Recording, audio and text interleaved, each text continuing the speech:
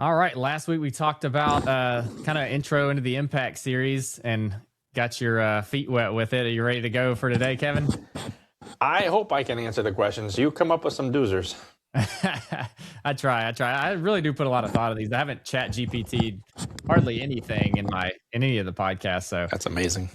okay. So I think, and this is all just my little framework that I've built out on this Impact series. I would say before you have the start of an impact or wanting to create the biggest impact, you got to develop some skills. I mean, would you agree with that? Like, you got to have something to contribute or something that you're good at in order to really change lives, I would imagine. So, what do you think about that? Starting that out as kind of the first step in our process. You have to have skills, not even to change other people's lives, but even your own. I mean, really start. We have to start granular and really small, and you have to have some type of vision, creativity that you can put forth into a skill that you are going to succeed at. It doesn't mean that at first it's going to be your true passion, but you have to start, I think, at a very, very bottom, low lying level of skill set so that you can build or find from that skill the creativity into another division or area that you're going to succeed in life. Yeah. And you keep using this word creativity. I love that. One thing I feel like, and feel free to push back on this, but it feels like with school, I never learned any real life skills and especially creativity. And so I had a hard time finding my purpose because I didn't even know what to do with any of this stuff once I got into the real world. It was really, what do I do with everything I've been training for the last 15 years? What do I do with this information? So you want me to push back on school? That's funny. I don't know that anybody's ever heard your position on any of that stuff. Today's the day they're going to hear it. That's how I felt, and I'm just trying to speak for a lot of conversations I've had with other people around over the years. Yeah. It's like a lot of our generation feels like we weren't really prepared for the world, and I would argue it's because school really didn't teach us many life skills, and so it leaves us kind of wandering around with, like, what's my true purpose and how do you even create any sort of vision for your life or anything? Like, I'm really envious of those that went to the trades and learned how to do things with their hand. They learn things by doing. And school just had me sit there writing and thinking about stuff, and you were never actually doing anything. And as an adult, the number one way I learn now is by doing. I just start something, I correct it, I make it better over time. I mean, heck, when this podcast started, I didn't know what the heck I was doing. And, it's like, but you just start. And it's something that I learned in my late 20s and early 30s. And I think you learned that when you were probably 10, So that's the creative part. You have that creative mind that you found something creatively that you thought, yeah, that'd be pretty cool to do. And then that just opened up your mind to go and grasp as much as you can and stumble and fail. And, any wide receiver, any running back has never caught every ball thrown or the first one. So it takes time and repetition over things and doing it over and over and asking for better things along the way makes you what you are. So yeah, you're right. And I did start at young. I had my first motorcycle when I was 10. I raced motocross and rode motorcycles in the dirt for years, and I had to fix everything. So I couldn't afford someone to work on it. So I had to learn that way. And that probably was one of the very first beginnings of working with my hands and in the trade. And it just created a habit and then a problem of needing money. And needing money, there was a neighborhood landscaper that was looking for summer help. And I raised my hand. I'm like, I need money for new tires or whatever. And that was, I started, I think, at 12 working for him, 12 or 13. And that's literally how long I've been in the green space to some capacity. Was I doing anything amazing? No, but he taught me a lot of fundamental stuff that really I've carried through in the service space. He was just one of those hidden gems that just provided great service, great communication, everything we're trying to talk about in this day and age, he did. And that's what I was raised by, the Gen X version of that, which is really interesting. And so developing skills, I'm sure, gave you a lot of confidence in certain areas where me going from school, because I come from more of like an academic type of background. I'm not saying I'm an academic, but that's definitely my background. going from that to the real world, I had confidence in like sports. I've always been pretty athletic and done things outdoors and things like that. But in terms of like having confidence to just like grab life by the horns in terms of work, like I didn't really know what I was supposed to do. I'd done business classes, but I'd never actually ran a business or even seen a business operate and things like that. It's like, okay, I can put it on my resume, possibly get my foot in the door somewhere, but I didn't really know what I was doing. I could talk about business way better than I could at 22, as I can now. It's like, but all that's just been from doing. But I think there's also some power in the learning side too. Like Mikey talks about this quite a bit. He's been blessed to be in academia, but he's also a preacher at the same time. So he's doing at the same time that he's learning and researching. And so I was just on the learning side, was never actually doing. And that's when I just, that kind of killed my confidence at that point. But he's a very confident person because he's done both at the same time. And I think that's actually the power of school, is like when you have school that's aligned with what you're currently doing. Imagine if you were taking all these sorts of horticulture classes while you're doing landscaping. You're learning about nature simultaneously while working with a lawn care company, landscaping company. Like imagine how much further that would elevate you from the field. And we talk about education all the time on this show about what books are you reading, how you getting your are you on YouTube, like podcasts, that sort of thing, in tandem to take you to the next level. Because it's hard to get to the next level if you just do, but you've never actually seen somebody do something at that level that you want to get to, right? So what sort of confidence did working with your hands give you moving out into the real world, do you think? Well, it's created stepping stones along the way. And one major, there was two major stepping stones to where you had to tie skill set into education. And education and me, we just didn't get along. When I went to school, I was a straight A student up until probably 7th grade when my parents got divorced and just didn't have a stable life. No one checked my grades. No one made sure that I did homework. That was a time where I was street smart. I could figure out my way to get the papers in that I needed to, got into high school.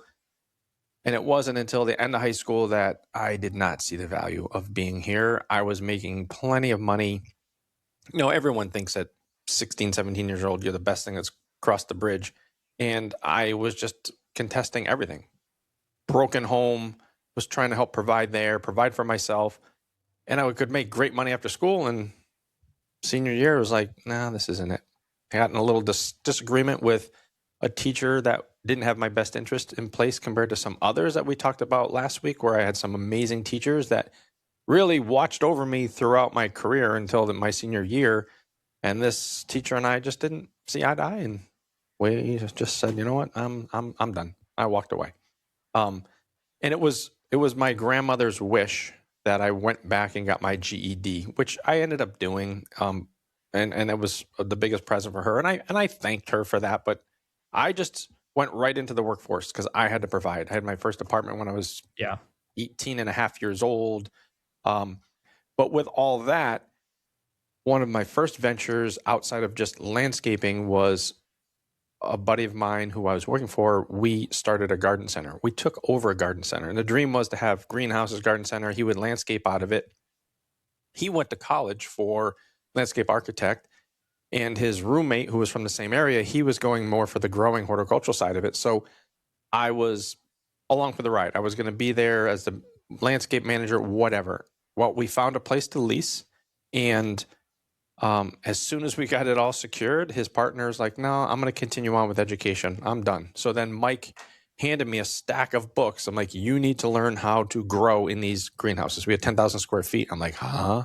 So that took the horticultural piece into academia for me, where I had to study and learn how to run a greenhouse, how to properly do everything. The next one was when I was doing lawn care. Can I hold you right there? Was that interesting to you, studying something that was Loved it. Like that's the theme that I see, is many people will say, I don't like school. It's like, no, you don't like having information and not knowing what to do with it. Like that's exactly correct. That nails the head, because, and I've said this a million times, if I had that passion in school, I'd be dangerous. Me and Elon Musk probably would be buddies. But again, you get this maybe useful information, but you just don't know how to use it. Most of it is useless because it's just memorization, which is horrible. So yeah, that was the first taste of understanding that, wow, I can actually do something with books and get some type of reward with it. And correlation to that, so my grandmother was bugging me to get my GED, and I studied all the course studies that I need to, because I had that energy from the success of the greenhouses. And I have a picture here in my office. I'll shoot you a picture of it. Before you had drones and all this crazy stuff, we heard a helicopter going over the garden center. We're like, what in the world is that? And myself and Mike stood out of the garden center shop, leaning on either side of the door. We're just watching this helicopter. Like, that's wild. And he's taking pictures. That's how they got aerial photos. So I literally have a picture from 1990 or 91 of our garden center in full blown from a helicopter. And wow. That's where this all started. And then travel down that path to doing fertilization, you would have a junior operator's license. So you'd have to work underneath someone. And I had that license because we had a garden center. It allows us to do some of the treatments to our plants. Well, then I wanted to go to be a supervisor. So having that skill of being on the turf, doing some horticultural work in the garden center, and learning what I did prior to that to be and grow in the garden center, I got the next load of books to study for the supervisory license in Connecticut, it is no joke. It's not easy. There's a ton of math. There's a ton of really chemical formulations, and then taking dry weight, liquid weight, turning them all into proper ratios so you have the right mix rate and you're not doing over. That really tested my skills of, wow, I actually have to learn and be educated to get to my next skill set path, which is where I am today. So always, I had that license. I got that license in 2020 or 2021. So yeah, I've had it for 26, 27 years now. But that was another piece that if you gave me those books in a college course or whatever, I'm like, I'm out. Right. I would never want to do that. But because I had the desire to move up to that level, it became intriguing and really addictive, actually, to want to learn as much as possible. And we've talked about this on your show many of other times, where I would literally, and I still do, when I'm out on the field, I look at a tree, I'm like, oh yeah, that's an Acer palmatum dissectum. I try to stay up to date on the botanicals because we were forced to learn all that. So I'm trying to just recall and bring all that back into place. So I love to learn. I absolutely love to learn. And like you said last week, I believe that we can learn something from everyone every single day. And there's no questions about it. It just has to be something that you're engaged with. And when you have that, I think the power and creativity will help you develop skills and drive the skills that you have to the next level, to the next stage that can make you bigger and better than you were. Yeah. Yeah. I wish I had figured that out as young as you did. Like, I always wanted to be like an investor, but I didn't know any investors. Everybody in my family's relatively, low middle class, lower class. And, I never had like a way to learn from anybody because there was just nobody around, and I didn't read books. School had got it in my mind that I didn't like to read. I just thought that was the concept. And so I just started diving in. And when I was 18, I opened like an old school, it was called Scott Trade at the time. And I started investing basically I remember that. almost through like a paper format. Like, it was still like online, but you still had to send off a lot of papers and things like that. Whereas today you can just sign up in 5 seconds and start trading. There was a lot of back and forth communication trying to get my account set up. And I don't know what I originally put in, but I was working at the time while I was going to college, and I put in maybe $1,000 or $2,000 or something like that. And I started doing what's called technical trading. So it was like a lot of the charting type of stuff. And so I'd never learned any of the fundamentals of the business. Like, I didn't really care. I was like, oh, fundamentals are old school. I don't need to learn that. Everything new is like technical. Like, you look at the charting software and the stochastics and the Bollinger Bands and all these like fancy things where you have like you see like the guy on Wall Street and he's got his screens everywhere with like the charts. Yeah. Like, that's what I was kind of aspiring to do, but I didn't have any way to learn it. So I just learned by doing, and I ended up blowing my account up after like 3 years, when I was 21. And just like, it just totally devastated me because all my savings were gone from all the work I had done through college. And I still paid my way through college. Like, I never took on any debt or anything like that, but yeah, it completely broke me. But and I kind of gave up trading there for a while, but I still had learned a lot just from doing. I understood like what mistakes I had made, how I'd messed up. And so but I still was like, I don't want to read. Like I remember my mom would give me like this book by Buffett or something like that, and I was like, I don't want to learn from that old guy. I don't want to be rich when I'm 75 or so I was still trying to like get rich quick. But anyway, yeah, after that 3 years, I kind of gave it up for about 5 years, until I married Megan. And Megan was like, I'd really like to see you get more back into investing. You talk about it all the time. You love trading, you love businesses and things like that. I have my business degree. And so I remember picking up this book called Rule One Investing, by Phil Town, who I talk about quite a bit. Mm-hmm. And I read that whole book in like 2 days, and I absorbed it pretty quickly because I had done trading for 3 years, prior to that. And man, I fell in love with learning after that. So I'm not even trying to talk about the whole investing thing. I just like absorbed everything. And simultaneously we were building, a business around that same time. And man, I didn't realize how much stuff carried over from like investing into small business, except for I had learned it from like the investor standpoint rather than like the built from like bootstrapped type of thing. And so like marrying the high level view with the low level view at the same time. I was reading all this hedge fund stuff. That's what I wanted to do after reading, many, many books on it at the time. And man, like that was like the first time I felt like I had learned like a real world skill, was simultaneously building a business while bringing everything I had learned from my failures for 3 years, from 18 to 21 into what we were building currently. And I don't know, that's how long it took me to like learn, like I actually had something to offer people.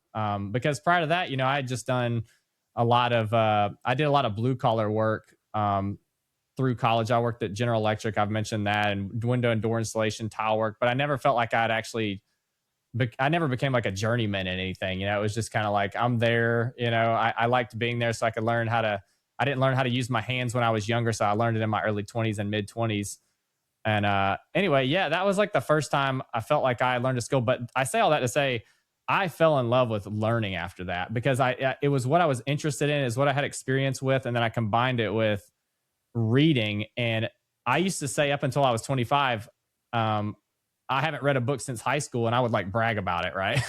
like, so yeah, after that, I just absorbed everything. And by then you had a lot of YouTube stuff coming out. And so there was a lot more information when I had originally started. And yeah, that interest from investing carried over to so many things. Like I got interested in science and math and history. And I just started reading everything just from getting my foot in the door and into something that I was finally interested in for once. So that was, I feel like, the foundation of skills that I learned, was just combining, investing in a company, putting your hard-earned money towards something, combining it with small business growth, and knowing what was actually to come in the business. Like it almost gave me the ability to like reverse engineer a small business and what needed it to be true in order to be a big business. And so, yeah, that's kind of my journey with skills. But yeah, I wish I had figured it out when I was, 12 like you. That's pretty awesome.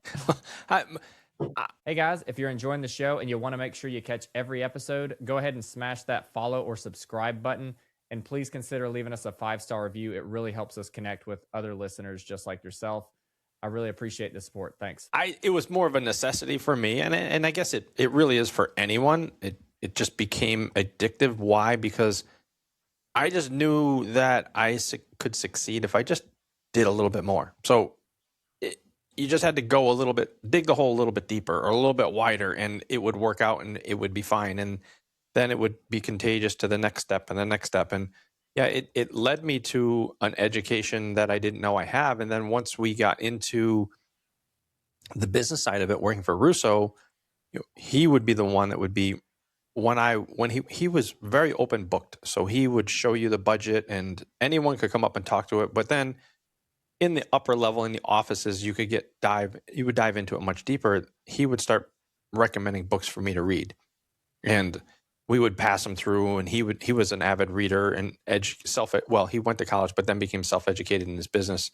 And so it was cool just seeing the effectiveness of what you just learned in that book and being able to apply it at the level of the business at the time. And I was just looking up on my phone. I mean, I have my books in my library from Audible that I have.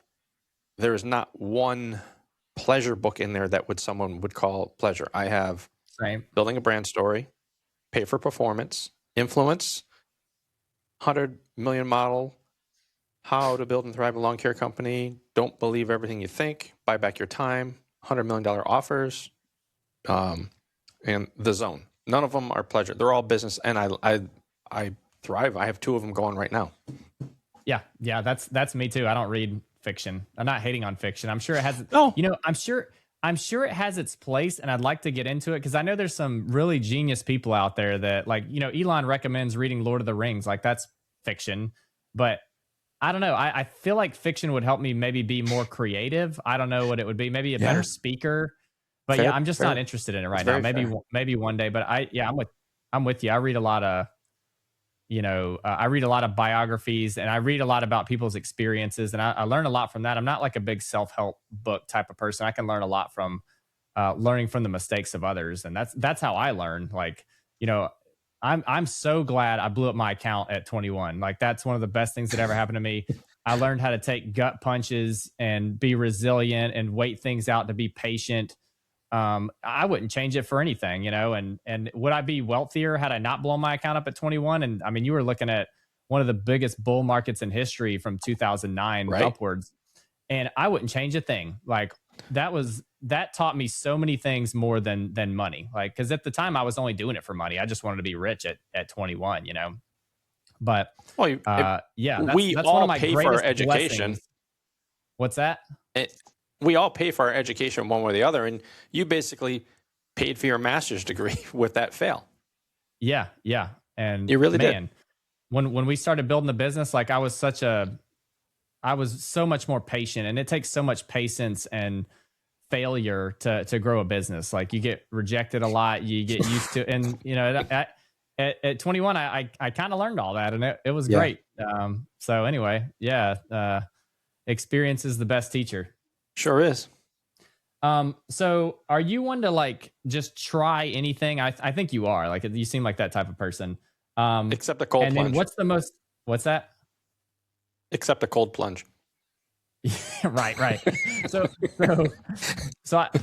my 2 boys, Neil and Anderson. Like, Neil won't try anything. Like, he'll observe and he'll learn it from observation, and then he'll do it. And then Anderson just dives right in. It's hilarious.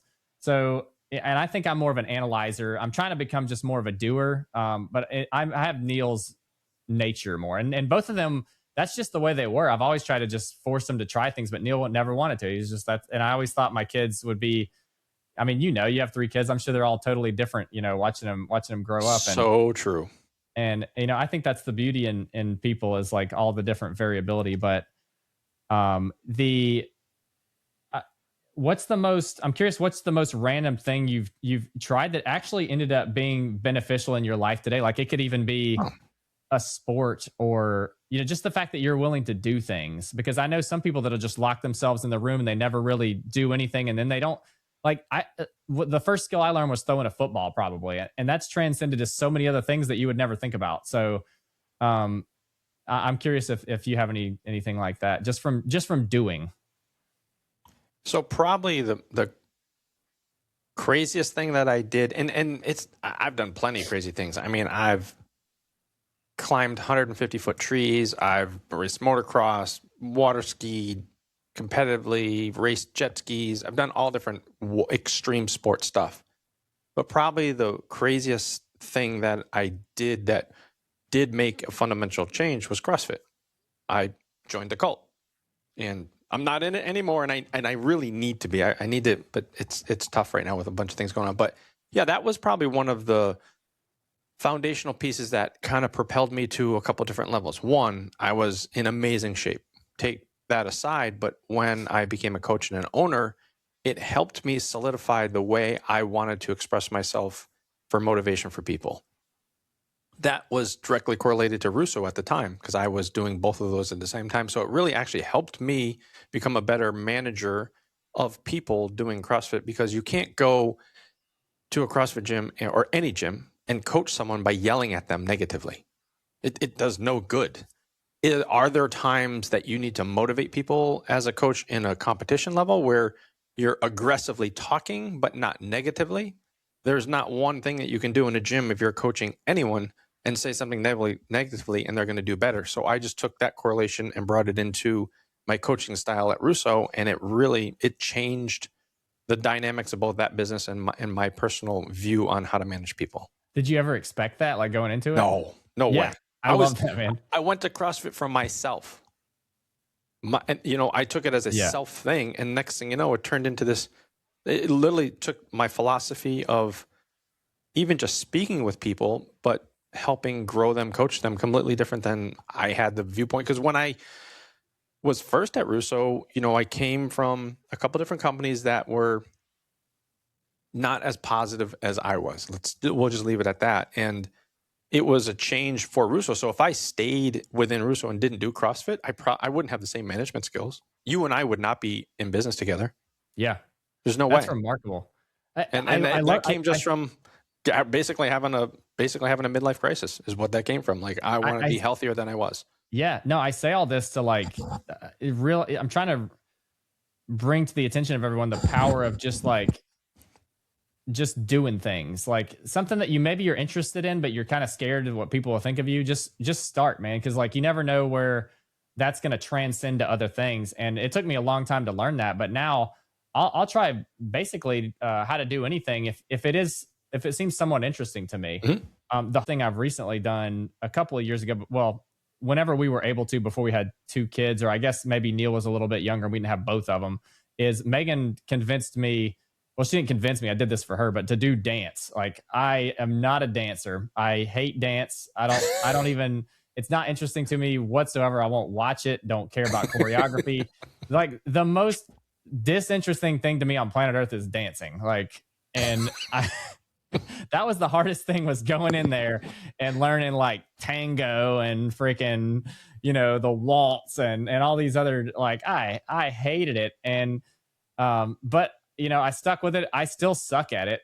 We haven't been able to do it much recently because, we had Anderson born, but, yeah. And, but I will say, like, a lot of things that I did leading up to that, the hardest thing was, most of the skills I had learned didn't go into that, because that was like something that was totally isolated from everything else.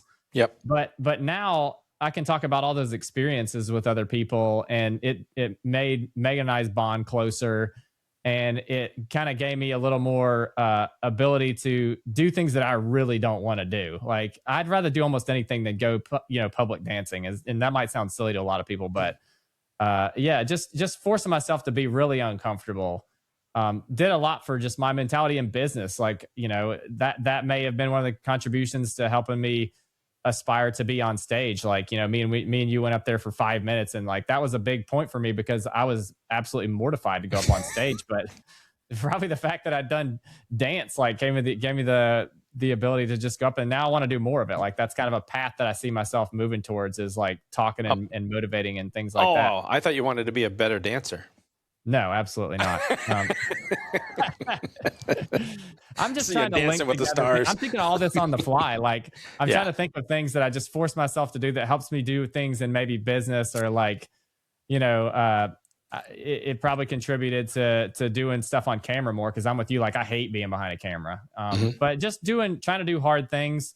That's why that's one of the themes of my years, just like doing more hard things, because dance it took a lot out of me, man. I would dread it all day long going to that thing. And you look like maybe you can relate to that, but that was horrible.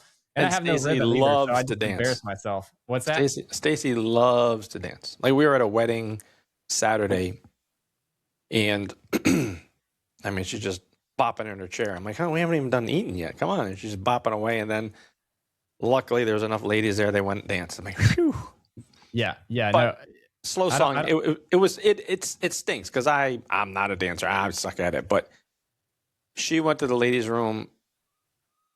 A slow song came on that is just hits our home whenever you hear it. It's great. And I see her across the room. She sees me, just like young kids. We lock eyes. She smiles. She tilts her head sideways when we meet in the middle of the dance floor. And when you have that moment and you're dancing, and they were younger people dancing, and they're just basically hugging each other and just kind of like bebopping, and we're actually moving across the floor. It's like, this is fun. This is good times. We weren't doing anything fancy, cha-cha and all that stuff, but that I enjoy doing. That I love doing. It was fun. Singing to each other, and it's helped me as I get older, I try not to like, I used to diss on dance, like 15 years ago, like just kind of something that I really didn't like. And I would just kind of dunk on it, like I don't like soccer. So I used to make a lot of soccer jokes, because I'd like football and I like basketball and golf and things like that. So I would just kind of make fun of soccer. It's just kind of, but I try not to dunk on things unless I'm just joking around. Like I try not to actually say, well, that's stupid, or like, Yep. and to me, that's what dance was, is because there's like, I like things that are competitive, where there's like a winner and a loser. A dance more of like a chemistry type of thing. And so anyway, it's kind of opened my mind a little bit to maybe be a little more creative and think differently and appreciate what other people see in it. And that, to me, that all transcends to business stuff too, is just trying to see the world from a different perspective. And I don't know. I say all this to say, like, the more things that you try, you'll never know where they kind of coordinate in your experience or in your journey building a business. So that's kind of where I was coming from. That's cool that you had the CrossFit experience to team development. That's crazy. It totally would never have thought that it would have done that. I literally went there just to become more healthy and stay in shape. And next thing you know, it literally helped my management skills. It changed my management skills, because I was kind of managed by yellers and screamers, and it didn't work out. I'm gonna push back one thing that you said about you diss on soccer, and now, and you're gonna remember this as you get further into it, and maybe I'll be around, maybe I'll be under the ground until you figure it out. But when you actually find and watch high level soccer, and with your Neil's getting into it, I hear rumor of. My kids were phenomenal soccer players, and they learned from Portuguese and from Brazilian coaches. It's a game of geometry and keep away. And you enjoying math, if you watch, American soccer is horrible. It's getting better. Long ball, kick up and over. But when it's keep away triangles need to move concentrically on that field at all times. Basketball too, it's basketball. You'll enjoy it more than you do when you see it played that way, and or if Neil gets into it more. So that's it with the soccer deal. I agree. You have to understand it. Yeah. I even tried to watch like the World Cup when everybody was going nuts, and I turned it off. Like, I think I watched like 10 minutes of it. I'm like, because now they're all actors at that level. It's like, I won't watch NBA, but I'll watch college. Yeah. I don't watch NBA. I watch March Madness. So high level soccer is the same way. If you go down into that collegiate level where it's literally you're playing ball instead of falling and grabbing your toe when they hit you in the shoulder type thing, I can't watch it either. And I'm not someone that will just scroll through and watch soccer, but if you see a well-matched played game where it's a game of keep away on both sides, it's very strategic and pretty fun. Yeah, I was more talking about myself from a while back. I'll still make soccer jokes because a lot of people that play football will do that too. But we'll go watch Megan's alumni or where she graduated from. We'll watch their Division 2 and 3. I think maybe it's Division 3 soccer games, and I like those. Because it's kind of smaller, local feel. You kind of know people there. Right. I enjoy that. But yeah, in terms of just watching on TV, like, for example, I like watching a baseball game in person, but I don't want to watch baseball on TV. Maybe that's kind of the same thing. I used to diss on baseball until one of our good friends showed me all the strategy behind it and the stats that they use. And I'm like, wow, it became intriguing to me. 3.5 hours watching a game on TV, I couldn't do, but I didn't know that there was that much strategy and planning in a baseball game. Yeah. So it opened my eyes a little bit. I get it. That's how I view football. Like, I know football pretty well, and I can analyze plays and stuff like that pretty fast and appreciate them. But I can't do that with like other sports. But also, I don't really have a whole lot of time to watch sports anymore, so I don't even really watch football. I watched some of the playoffs this past month, but other than that, a lot of it's a time constraint. But I appreciate all things done at a really high level. And absolutely. Anything with strategy, yeah, definitely. But I'm more so talking about kind of my journey from being in my 20s to my 30s. What do you say to those that overanalyze things and never actually start? So I brought this question up because I would say that was me for a long time, and that's probably going to be my oldest son Neil too for a while. Even though he's really talented at stuff, but he's definitely maybe it's finding the balance. I don't know. I guess the word is just procrastinator, and here's why I am not that person. my father's that, and I didn't want to be that. So Yeah. that guy can't make a decision to save his life. I mean, Yeah. he'll research the type of toilet paper you need to buy for 6 weeks before he buys it. It's like, really, Bob, just dive in. And that's just one, because of the kind of the rocky childhood that I had with him growing up. I just wanted to be nothing like him. So I just at an early age depended on being completely opposite of that. I am the one that will make a decision before half of the questions even asked. That's great. Yeah, no, I mean, I brought this up on a podcast a couple of weeks ago with you, but when I asked you to be a part of Lawn Care Launch and to be an equity partner, and you instantly said yes, I've never seen a decision made that fast. Like that blew me away, man. Like you don't realize how few people on planet Earth that would have said yes to that fast. I couldn't believe it. There's a couple reasons. One, mentally, I wanted to be able to make decisions quickly. Two, in my field and career, you had to make fast decisions. And Cody Sanchez says it all the time that most times deals are lost because you just don't make a decision fast enough. Yeah. And in the landscape world, at the level that we were with Russo, it wasn't like making these huge investment dollar deals that fast. But if you didn't make decisions quick enough, it could log jam or cause bigger problems with overtime, people getting hurt, or however it is. You needed to make fast decisions because there were 4 guys on a crew waiting to hear what your decision is. So they weren't massive decisions, but you just get in that habit of needing to answer questions right away. And that's just the way I still am to this day. It's fast. We did a podcast on fear, and I've seen some people that make some decisions, money decisions, we'll say, that totally that affected their whole life. Like they won't get out of that for 20 years. How do you go about from analyzing what you should make a quick decision on and something that you should take a little more time on? And I'm coming at it from the exact opposite. Like I've always been a doer to a certain extent, but I definitely am an analyzer too. And Megan and I, another theme that we talked about for this year is making 30-second decisions. So it's something we're trying to really dial into as we get to our next phase. But what do you say to those people it could literally be something that messes them up, like buying the wrong house or something, like overpaying. Are there things that you think about on and maybe have a process on, or are you like that about most things? And what would be your advice to people that are just scared to make a decision for fear of ruining their life? I think that's a lot of people, actually. So I think with decision making, there's different levels of it, but whatever level you approach at it, I think you need to approach it as an educated decision. So it's not like you're gonna ask me a question. Hey, do you want to paint the nuclear submarine? I have no experience in painting submarines or a nuclear one, by that matter. Yeah. But most of the time, when a decision needs to be made by you, you have information behind you that can help you make that decision. It's having really the guts to make it. So it's not like you're taking a wild, like, hey, do you want to go skydive today? No, it's a decision I'm not going to make today.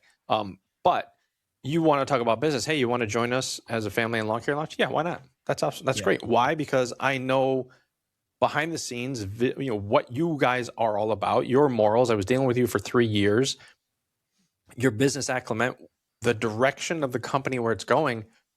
The homework was already done. It's just a yes. What am I going to do? Think about it so I can come back to you in an hour, 2 hours, 2 days later and say yes. What was? I wasn't going to think about it anymore. Yeah. I had other things to think about. So I think most of the time when we need to make decisions, we have the answer. They just haven't had the practice of executing the decision and the answer at that time. Okay, that's perfect, because my next question was, how do you, I guess, build the confidence?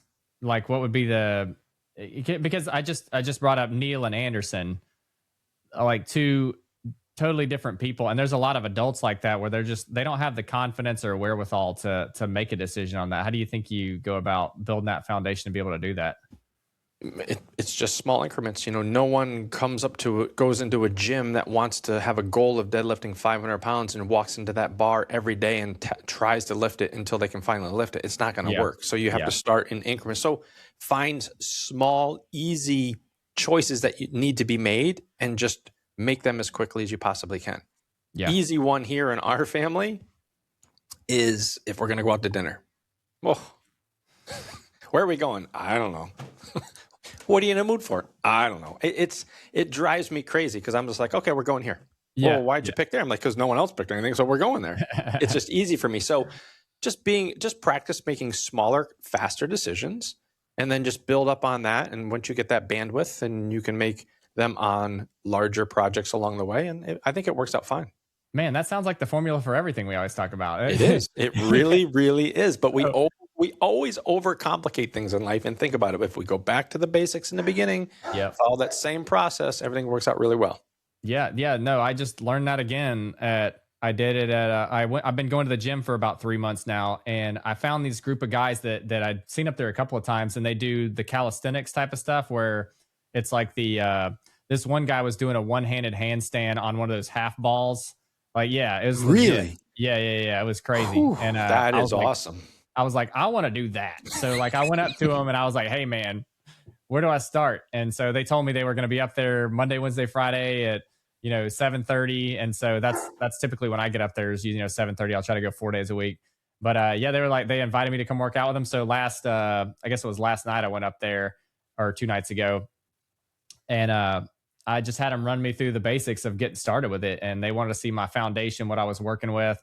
And it all came down to like, just start with the little increments, start with some band assistance, and like, you got to build the foundation and build off of that. And I'm like, oh, well, duh, like everything else I freaking talk about, and you talk about. But yeah, I've been practicing my handstand. I've never done anything like that. I've done weight training and plyometrics. That's kind of been my two things, but really interested in getting started with that. But yeah, it just came back to the same thing we always talk about, like building the small increments, foundations, get it all set, and then build off of that. So yep, it's funny. Okay, so with your skills that you acquired starting from age 12, like how long we'll try and tie it into our next thing that we're going to talk about. How long did it take until you felt like you were kind of finding your purpose with what you had built? Did it take a long time? Was it instantaneous? Is it something you're still discovering? Like, tell us about that. I think it's ever evolving. I think when we take a skill on and we become, I'm not going to say a master, efficient in that skill, I think we find the rewards of it at that level.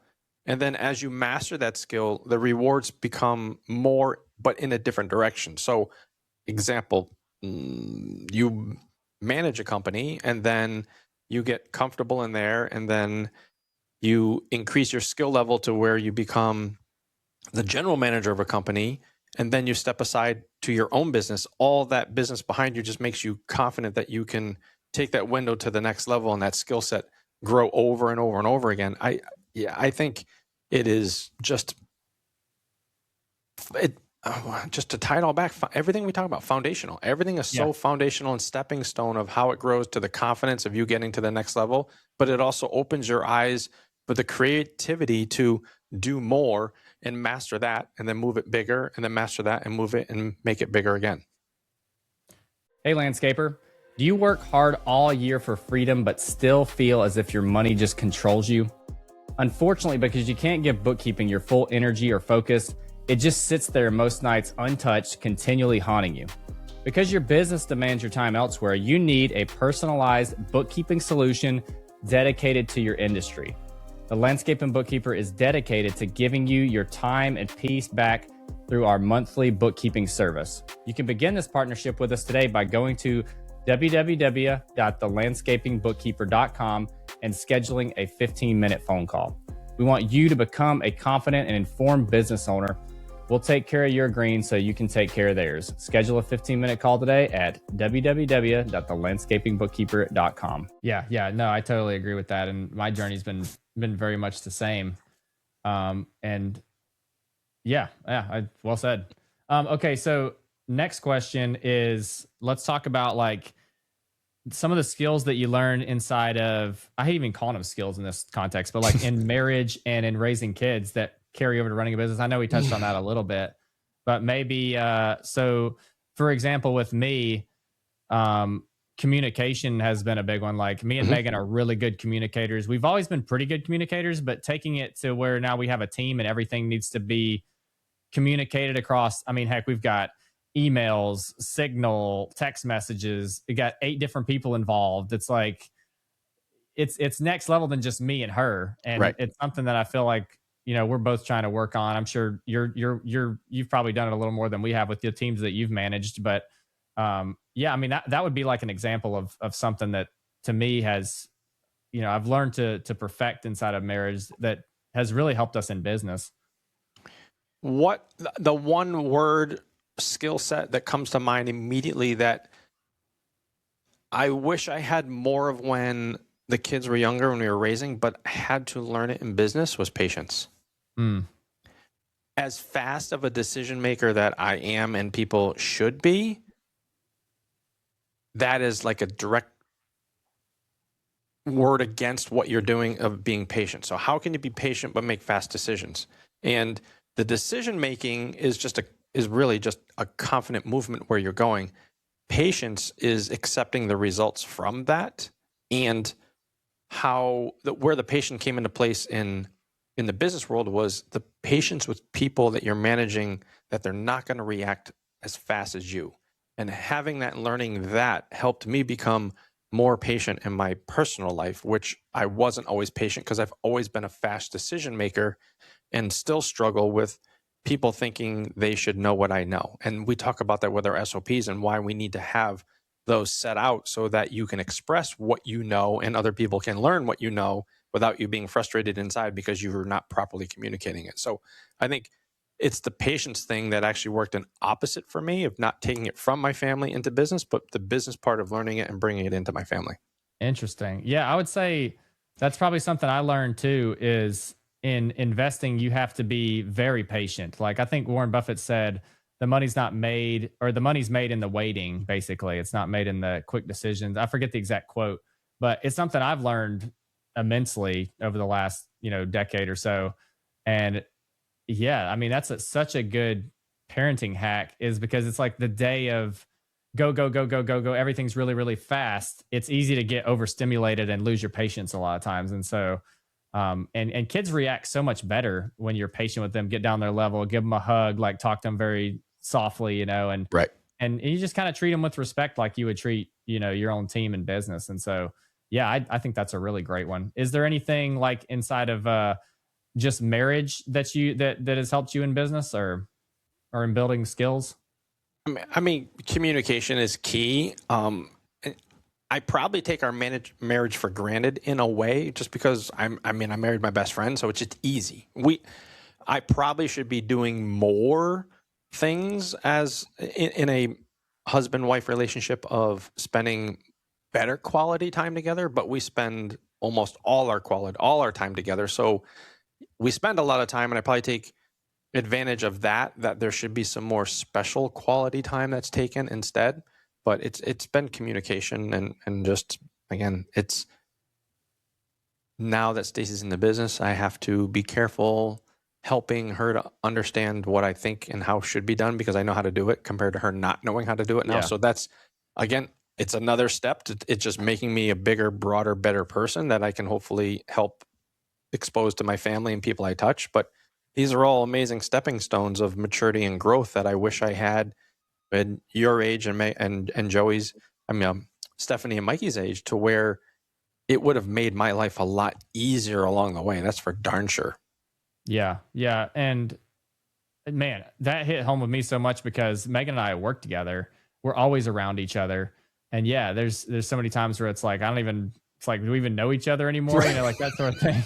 Exactly. I mean, yesterday we were, we watched my sister and brother-in-law's kid because she was going into labor. And so we had him the entire day. His sleep schedule is different than our kid's sleep schedule.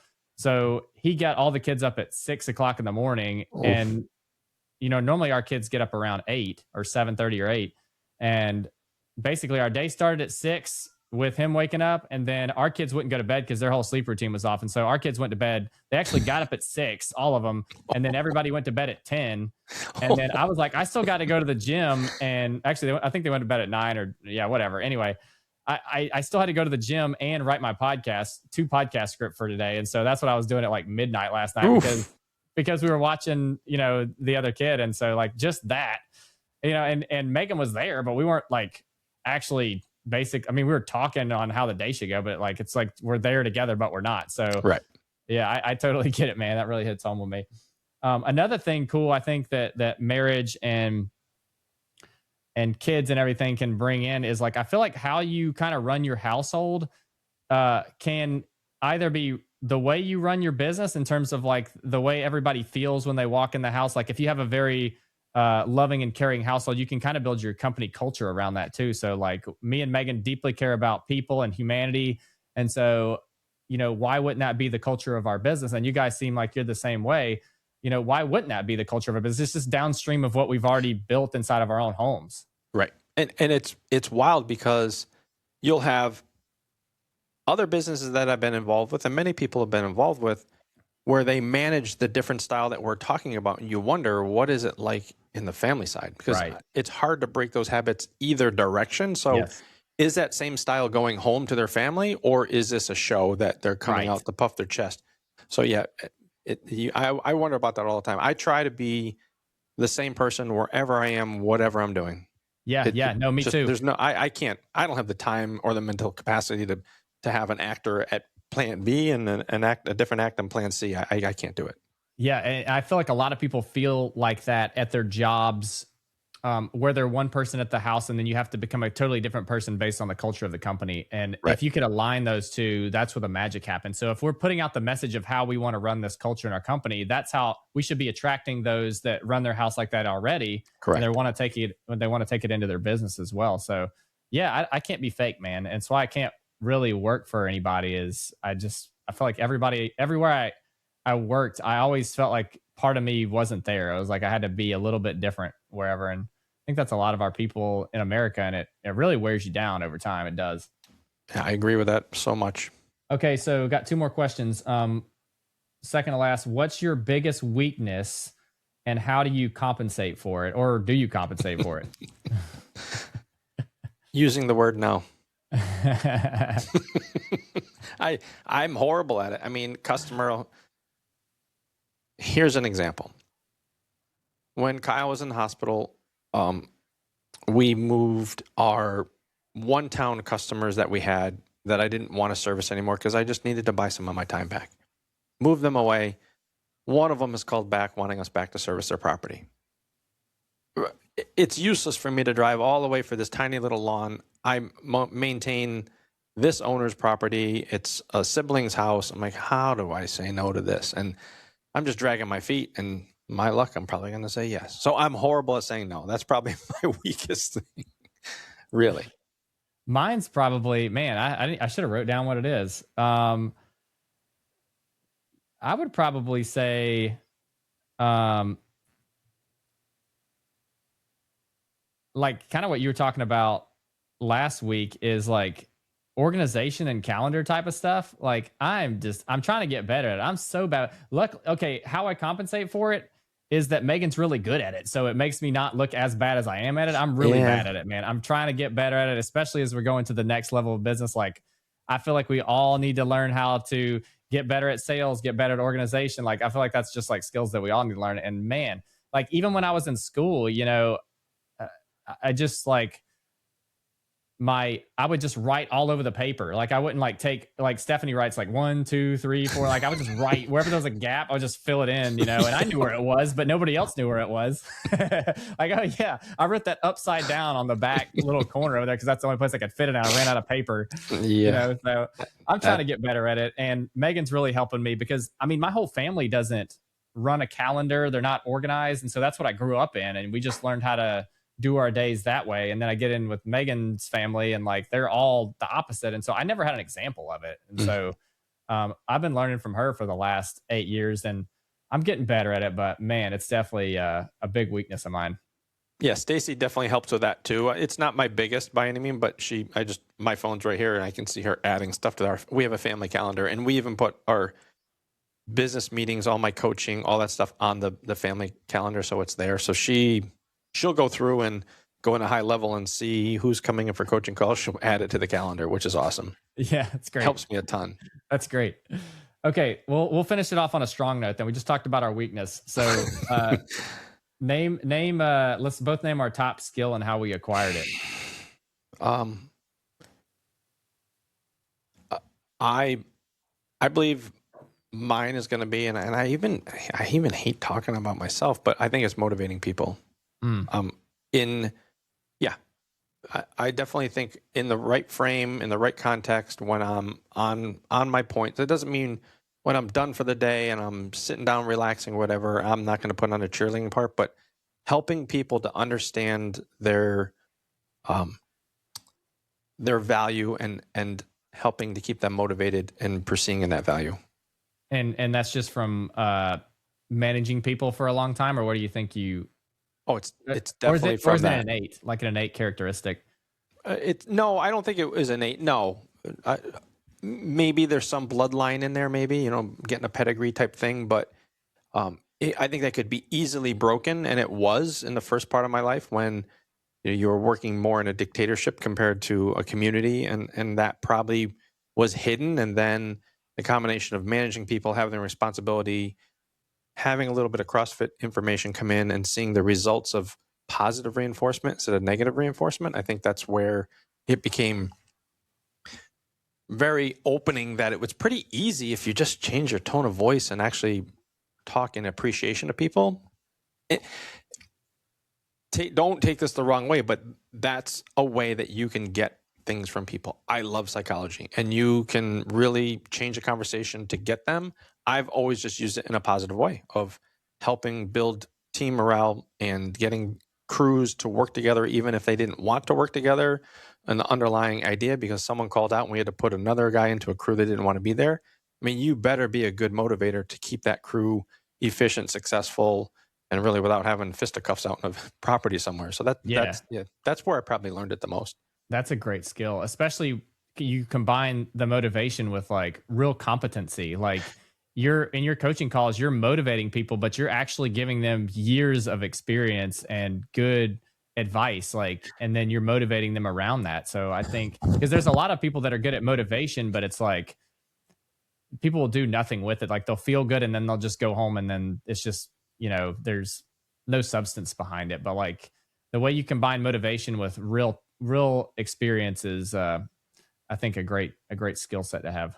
Yeah, I think you explained that pretty well. I agree with that because I'm not on a coaching call. I'm not cheering and saying, you can do this, go get them, knock them out tomorrow. That has never been me. But like I said, I can do it through educational milestones that they can go and reach where they feel the reward from that. And most of the time in the coaching calls that I have, they kind of have the answers already, and I help them unpack it so that they know that their decision, it wasn't me telling them what to do by any means. That's not me. I don't want that responsibility. I want to help you craft your decision to make sure it's going in the right direction. And that, by using education experience, can help direct that motivation for that person to succeed in the decision they make. When they become comfortable making those decisions, they're more comfortable making more decisions, and even on a quicker base. I'm trying to set that steps that I went through as a younger person. Yeah, precisely. Like, I think many times we have this idea of motivation in our heads of like pumping up the crowd and things like that, and that's not necessarily what it looks like. Like you're bringing the fact that you can be motivated, but it's not that per se. You're not. I mean, you could do that probably, like at a CrossFit competition or something. No? That's different because it's a different environment. There's yelling and screaming. It's really good stuff. But in the business world, or even in my real world, I'm not a cheerleader. I'm not the guy that can be like. I have a really good friend who played all kinds of sports. He played all the sports. Was a big dude, but then he was a male cheerleader in high school, and he was a strong guy that was lifting everyone up. That was great. But he also had that energy to jump around and bounce around and be fake in front of a camera. I can't do that. Yeah, no, I mean, so that's just not my motivation style. My style is motivating people by competency and really confirming that they are in the right place and they're doing the right things. And let's get you to the next piece so we can get this behind us. Yeah. No, that's good. I would say mine is probably putting things together that add more value that people didn't see before. Like I'm really have always been fascinated about like a merger and acquisition type of thing where you combine two businesses and there's like unlocked value on it, like synergy. Yeah, synergy. I guess I hate that word because we kind of made fun of it at our lawn care launch video. I don't know if you remember that, but um, yeah, like, but doing that with people instead of businesses. Like, I really like trying to find somebody that's in need and then plugging them into, or it doesn't even have to be in need, but like a desire that they have and plugging them into something, like introducing them to somebody else. Mm-hmm. I'm not even talking about it in business. Like, hey, I heard what you were saying. I think you'd be a really good fit with this person, and it would unlock a lot of your questions for you. Like that's what gives me a lot of values, kind of being a hub of things. Like somebody's searching for something, I came across somebody, putting them with that person. I'm really interested in like the concept of everybody working together and collaboration over competition. And so putting things together that unlock a lot of values, probably my favorite thing that I probably learned from investing, honestly, because people do that. Businesses do that all the time where they combine and add value, and investors are Yeah. always looking for uh, something they could add to a business to make it more valuable that wasn't on paper yet. Because in investing, it's all about finding something before it's been realized as valuable, because that's when the price gets inflated. So Yeah, that I, makes I like total sense. I like to bring that to people, because there's a lot of Mm-hmm. people that have so much potential, and all they need is that one person in their life, and it unlocks a whole web of things that they can do. Like I can't say how many people I've met where totally changed my trajectory because somebody introduced me to somebody else. Yep. And I try to do that for other people. Yeah. And I don't know, I probably learned it in business, I guess, but taking it to a personal level is definitely what I'm passionate about. So That's awesome. well, Kev, that's all I got for you, man. Looking forward to continuing on the series. Good stuff, man. Can't wait to have Mikey on one day. Yeah, maybe next week we'll have him on. Awesome. Later.